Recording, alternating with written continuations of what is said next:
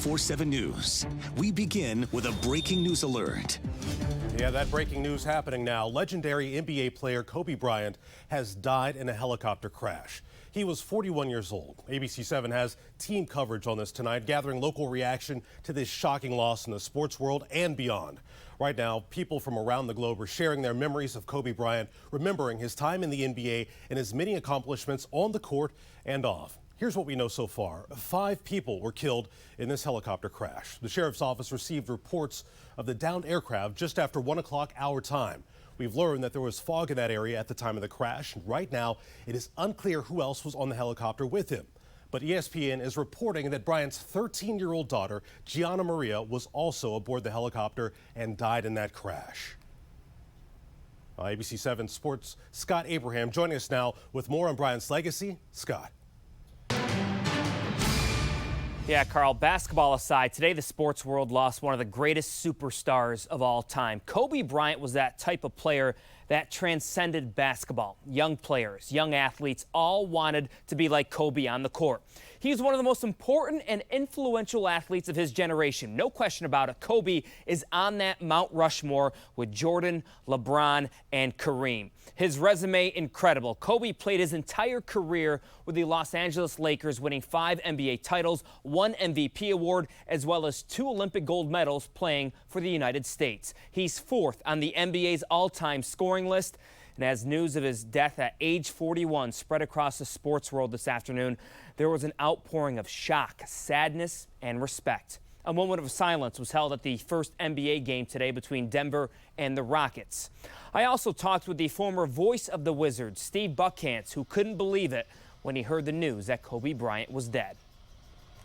First, it's disbelief, and then it's like somebody punched you in the gut. It takes your breath away.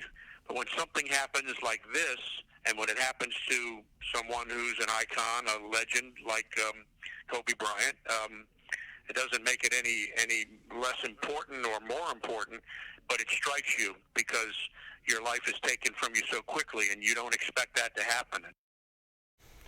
And remember, Kobe Bryant went from high school to the NBA. He was actually selected in the first round by the Charlotte Hornets, then traded to the Lakers before the start of the 1996-1997 season. Carl, truly a sad day. Kobe Bryant, just 41 years old, gone too soon. Absolutely, Scott, thank you. Now, Kobe Bryant also had an impact right here in Washington, D.C. He was a founding donor for the National Museum of African American History and Culture. He donated more than $1 million to support the first-of-its-kind museum. Our Katie Kairos is at the museum, and she continues our team coverage. Katie. Well, fans are reacting out here saying they just don't want this to be true, and it is an overwhelming loss. But in an impactful and meaningful life, Kobe Bryant also left his mark on Washington. One woman telling us out here that if she had to learn this news, it seemed right to learn it here so that she could celebrate his life, because we are here at the National Museum of African American History and Culture, which is part of his huge legacy. Through his Kobe and Vanessa Bryant Family Foundation charity, Bryant donated more than $1 million to this museum. And when it opened in 2016, he said, "Go see this museum. There is no greater testament to this country than the stories in this building. Honored to be part of it." Since then, the museum has become a fixture for visitors who are here from across the world. And some admirers of Bryant here told us that they were inside when they got the news, and it was a poignant place to recognize the loss that had happened. Just so sad. I was right near the sports area in the museum, and we had just watched a clip of President Obama saying "Obama out," which was him imitating Kobe Bryant. So it was sad and poignant. Great life, young, and we're just not promised to ever. We have to be nice to each other and love each other. We don't know if it's the last day. Well, for Kobe Bryant's many fans here in the DMV and beyond, a visit here to see one of his charitable projects is very worth it. Remembering a great man amidst a horrible tragedy tonight. Live in Northwest, Katie Kairos, ABC 7 News. And just last night, LeBron James, who now plays for the Lakers, passed Kobe Bryant on the all-time scoring list, moving into 3rd on that list of legends. And right after the game, Kobe Bryant gave James a shout-out. In what would be his last tweet, Kobe Bryant wrote, "Continuing to move the game forward. Much respect, my brother." Now, President Trump also taking to Twitter this afternoon, reacting to the news. He tweeted, "That is terrible news." Of course, the reaction online is pouring in from all over the world tonight. Lindsay Mastis is at the alert desk right now, continuing our team coverage. Lindsay. Yeah, Carl, in just moments ago, we've got a tweet in from Shaq saying that there are no words to express the pain that he's experiencing right now with the tragedy of losing, he's saying his niece Gigi. Again, that's unconfirmed at this point, but we have been hearing that, and who he refers to as his brother Kobe Bryant. He says, "I love you and you will be missed. My condolences go out to the Bryant family and the families of the other passengers on board." Dwayne Wade, upon hearing the news, simply wrote, "No, God, please no." Kevin Hart saying that he had just seen Kobe Bryant, and it says it hurts his heart. He says, "God, please place your hands on his family and help guide them through this unbearable time." Missy Elliott saying that she is sending prayers as well for the Bryant family for strength during this time. Joel Embiid saying that he doesn't even know where to start, talking about Kobe, how he started playing basketball as well, saying that he wanted to be like him. And of course, other players, people that played with Kobe Bryant, Jared Dudley saying speechless on his plane ride home. A sad day. Carl? Thank you very much. Definitely impacted so many people. Now, as we mentioned, there clouds and fog were reported in the area at the time of the crash. Meteorologist Ryan Miller is here now to explain how those factors may have played a role in this tragedy. There's no doubt here, Carl. I was taking a look at current conditions when the crash was reported. It was right before 10 o'clock Pacific time. Yeah. There were low clouds. Ceilings were at about 1,000 feet here, folks, and that's pretty low considering the mountains in that area are at 1,000 feet or higher. So there were a lot of variables at play. We had low clouds and fog, that's for certain. I'm going to show you here, folks. This is a look at what the weather conditions were like at the time of the crash. The aircraft, the helicopter taking off from John Wayne Airport in Orange County, and it was moving up towards the north and northwest. It took basically went off towards the left here, and then the point of the crash was right north of Malibu, basically. And there was, as we saw, low ceilings, poor visibility, less than 2 miles. And folks, when you're flying in those conditions, whether it's a helicopter or whether it's an airplane itself, you have to be a very skilled pilot. There are two types of flight patterns and flight rules that we have. You can fly by instrument or you can fly by visual and looking and seeing what's happening out there. And these were not conditions to be flying with any type of visual flight rules. So we don't know what's going to happen here, or we don't know the exact details of the flight and the flight plan and the reports out of there. But suffice it to say, folks, the weather around the area where this crash occurred was certainly not conducive for flying at the time. All right, Ryan, thank you very much. Now, of course, this is a developing situation as we continue to follow the death of basketball legend Kobe Bryant. New information is coming into our newsroom by the minute, and we will bring you updates as soon as we learn more on the life and legacy of Kobe Bryant. In the meantime, we have more breaking news to get to tonight. A student at George Mason University is showing symptoms of the coronavirus. We're told that student recently returned from China. Now, students at George Mason are being told not to go to class if they are feeling sick. And the Virginia Department of Health confirms 3 people in the Commonwealth are currently being tested for coronavirus. Right now, health officials say they are still waiting for test results. Until they're in, those patients and anyone who was in close contact with them are being closely monitored. And last night at 11, we told you that a patient was taken off of a Southwest flight at BWI after showing flu-like symptoms. That patient also recently traveled to China. But the Maryland Department of Health said that person did not meet the criteria for testing, so they were released without a test. And tonight we've learned there are now 5 cases of coronavirus confirmed nationwide. The newest cases are in Los Angeles and Arizona. The virus has also been confirmed in Washington State and in Chicago. Now in China, people are wearing protective medical masks to try to protect themselves. There are now nearly 2,000 confirmed cases all around the world and more than 50 deaths. David Daniel is following this developing story for us tonight. Los Angeles County health officials say one of the latest coronavirus patients, a resident of Wuhan, China, was passing through LA on vacation. The infected person presented themselves immediately for care at LAX airport once they noticed they weren't feeling well. The Director General of the World Health Organization is headed to China to support local authorities, following an announcement made by a top Chinese health official on Sunday. people infected with the virus are contagious before they have any symptoms. If they can spread the disease for days before they become sick, then just quarantining those sick people is not a sufficient strategy. The Centers for Disease Control and Prevention is closely monitoring the virus as officials urge the Department of Health and Human Services to declare it a public health emergency. That will spring up to $85 million that's immediately available. It's already been appropriated so that CDC can do everything it can to prevent the spread. There are more than 40 confirmed cases across 13 places outside China. The quick-spreading virus has sickened more than 2,000 people in China. I'm David Daniel reporting. Well, coming up, the president's team going back on the defense tomorrow. While some are now saying the president's lawyers are already undermined in their own argument. And we continue to follow breaking news out of California. NBA legend Kobe Bryant among 5 killed in a helicopter crash. We'll have much more on this developing story straight ahead.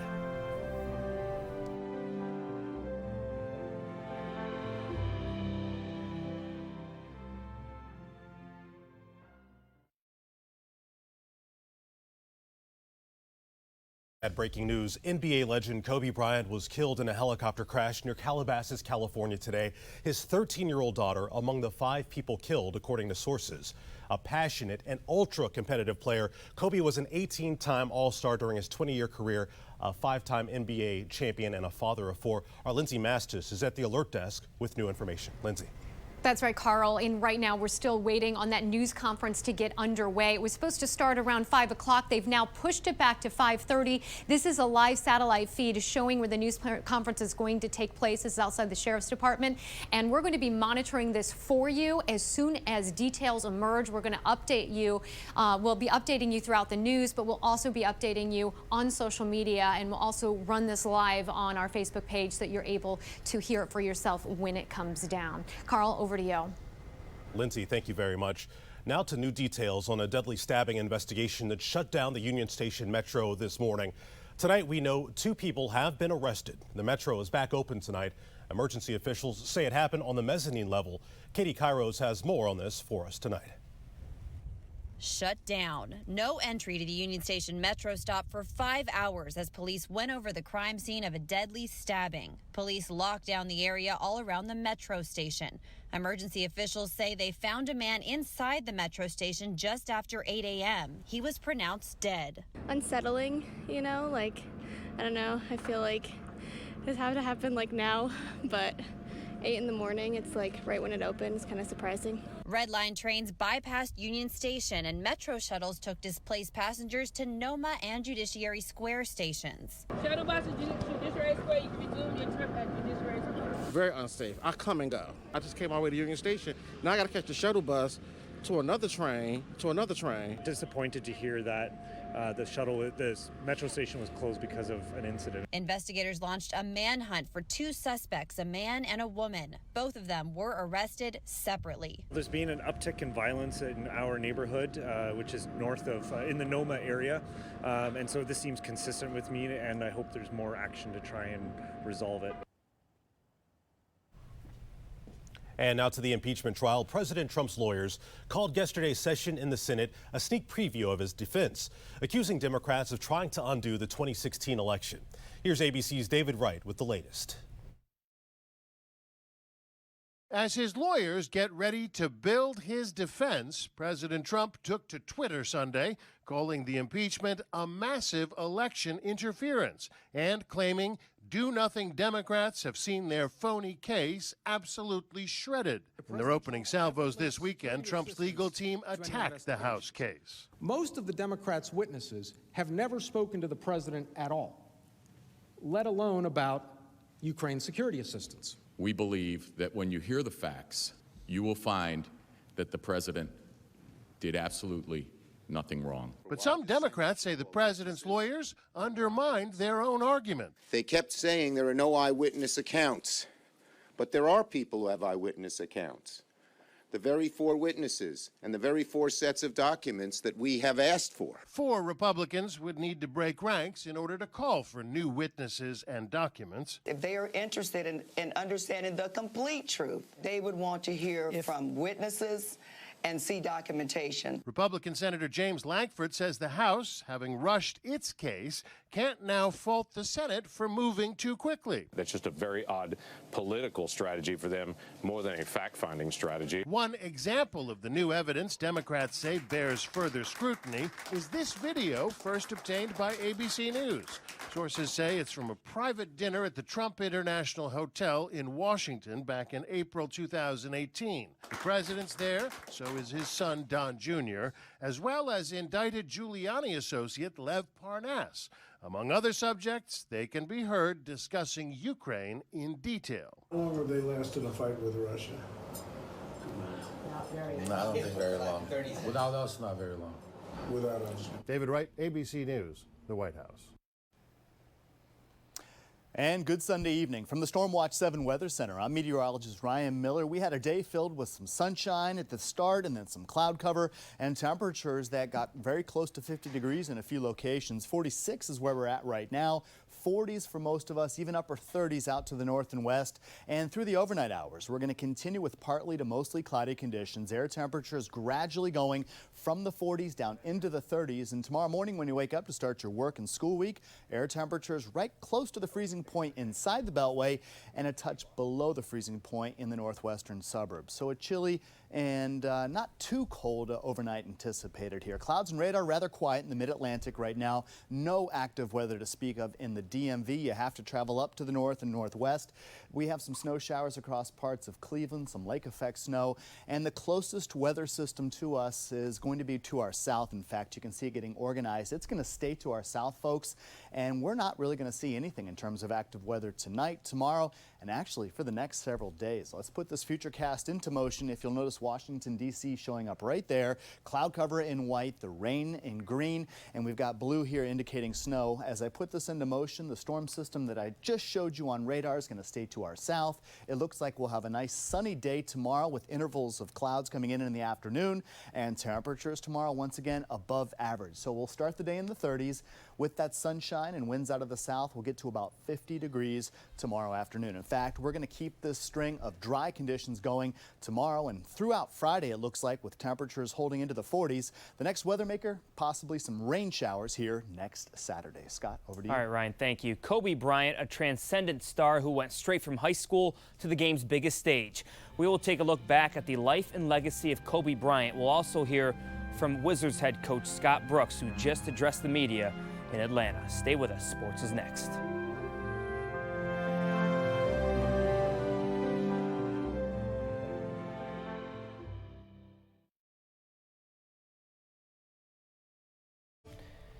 If you're just joining us tonight, a tough day in the sports world. Kobe Bryant and his daughter among 5 people tragically killed this afternoon in a helicopter crash in California. Kobe Bryant was 41 years old. He was on his way to a travel basketball game with his 13-year-old daughter, Gianna, when the helicopter crashed in California.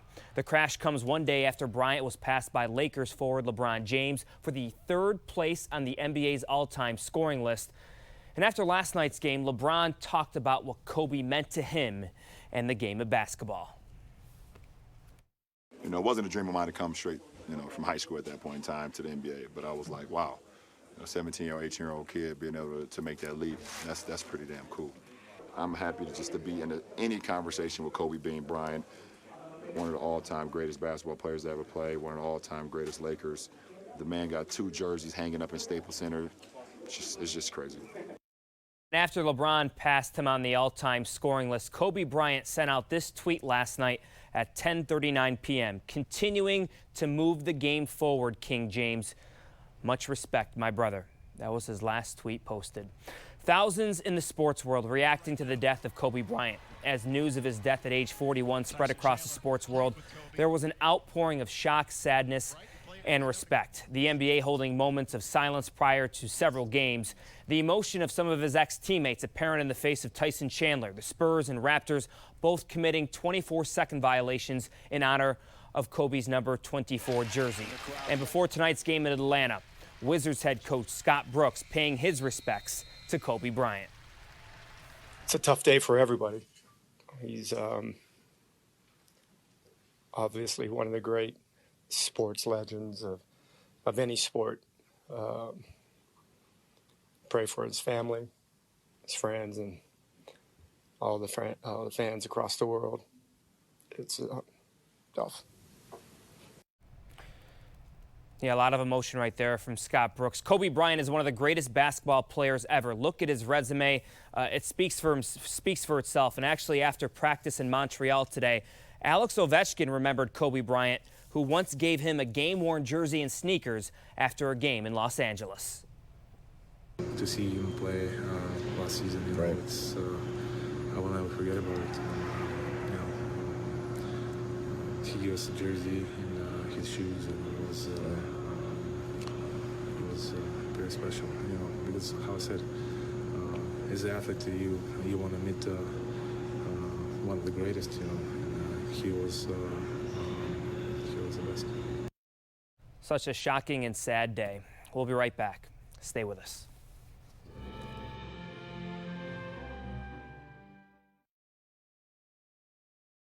Kobe Bryant tonight on ABC 7 at 6:30. We hope to see you then. The news continues.